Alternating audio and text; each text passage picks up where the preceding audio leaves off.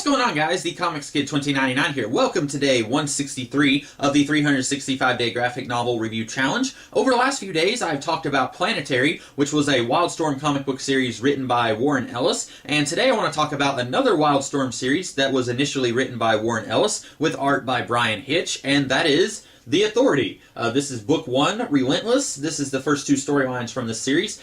This is a spin-off slash sequel of the superhero series Stormwatch, which Warren Ellis wrote for a year or two before The Authority came out. And I have not read much of Stormwatch. I read a couple of volumes written by Warren Ellis. I didn't really care for it, so I didn't read the rest of it. So if you are curious, if you need to read Stormwatch before you can get into The Authority, I'm going to tell you right now, you do not. I had not read any Stormwatch whenever I first started reading The Authority years ago, and then when I was rereading it to do these videos on The Authority, I still have not read a whole lot of Stormwatch. It's been over 2 years since I read anything from Stormwatch, so I personally don't think that you need to have any background knowledge on Stormwatch, which was the series that came before The Authority and deals with some of the characters that we have here. I personally don't think that you really need anything about Stormwatch. I think you can just jump right into The Authority, and whether you enjoy it or not will be based entirely on your experiences with this book. It will have nothing to do with, well, I didn't understand this because that was something that was covered in Stormwatch. You won't have that problem. Now, I really like the artwork here. Bryan Hitch is just knocking it out of the park. You can definitely see elements of what Bryan Hitch was going to be doing later on whenever he would launch the Ultimates with Mark Millar, or Mark Miller, however he says his name. He's pretty much doing the exact same caliber of work here as he would later do on the Ultimates. You can look at some of Hitch's even earlier work, like on the Justice League series from the mid-90s, and you can tell that that is the artist who is later going to work on books like The Authority and The Ultimates, but he's still not quite there yet. He still has a little bit more room to grow. Here, he is just about at the top of his game. His work is really awesome. I really love his work. A lot of people describe The Authority as widescreen comics, and I think what they mean by that is you think of some really huge, epic Michael Bay action movie that you would watch on a widescreen TV, and that's the kind of cinematic scope that Bryan Hitch brings to the series. And I won't be talking a whole lot about his art over the rest of these reviews that I'm going to be doing on this series, but I will say that I really love Bryan Hitch's artwork here. He just knocks it out of the park. He does an exceptional job. As far as the writing from Warren Ellis, this series is basically, in a lot of ways, the exact opposite from The Authority, or from Planetary. Planetary was like 27 issues long, and for the most part, most of those issues were standalone issues. They weren't part of a larger storyline. Now, the whole series had this very long-form storyline going on, but you could jump in with issue 8 or issue 15, and you wouldn't necessarily feel lost and not understand what's going on because you haven't read the rest of the storyline. With The Authority, it's the exact opposite. This is like 8 issues long, and it's 2, I think, 4-issue storylines, and if you jump in on part 3 of a storyline, you might not understand what's going on.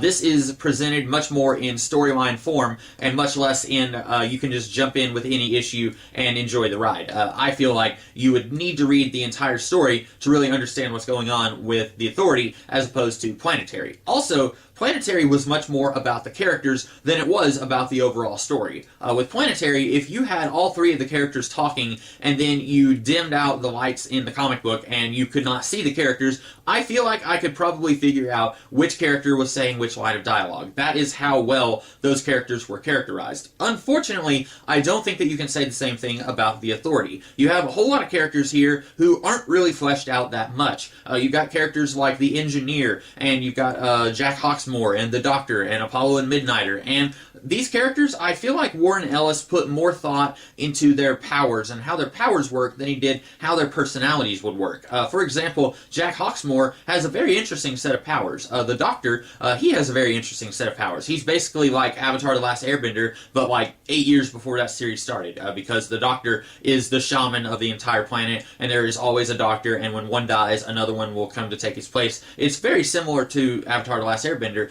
There's some really interesting superpowers going on with this series, but I'm not sure if Warren Ellis was really putting much thought into the personalities behind these characters. For example, I can't tell you anything about Apollo and Midnighter except that they are gay versions of Superman and Batman. I can't tell you anything about the Engineer. I don't know anything about her personality. These are larger-than-life characters who don't really have much personality themselves, and that's okay if that's what Warren Ellis and Bryan Hitch were going for. for, and I think that is what they were going for. I mentioned earlier the widescreen movie experience. I think that's what they were trying to do here. I don't think they were trying to create three-dimensional characters that you will fall in love with and you could talk about for a really long time. I think they were going more for the story here and less for the characters behind the story, which personally I wish they had made these characters a little bit more fleshed out, made them just feel a little bit more real, but I like a lot of other stuff about this series. I like these two stories that we get to see these characters involved with in this book. The first one is this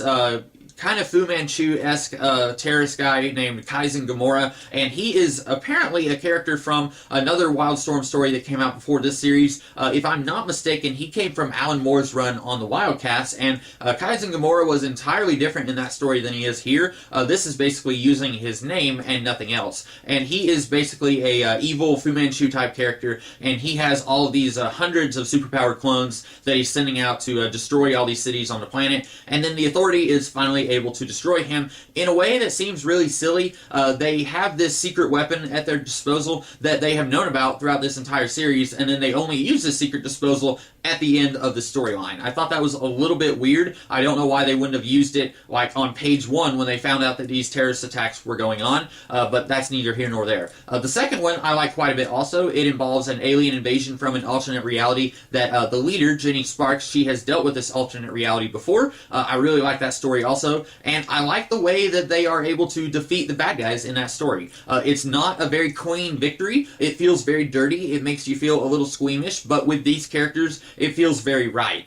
They are upping the ante. They are not going to just sit back and let the bad guys come back and fight them again in the future. They are taking care of things on a very permanent level, and I really like the way that Warren Ellis and Brian Hitch are able to make that work here. Now, that's something that will be played with a little bit later on in the series in a different way, but right now, I really like the way that they are making that work in this volume. So that's about all that I have to say about The Authority Relentless. I hope that you guys liked this video, and if you did, be sure to like, share, comment, and subscribe, and I will be back tomorrow with a different video. In the meantime, you guys have a great rest of the day. Catch you later.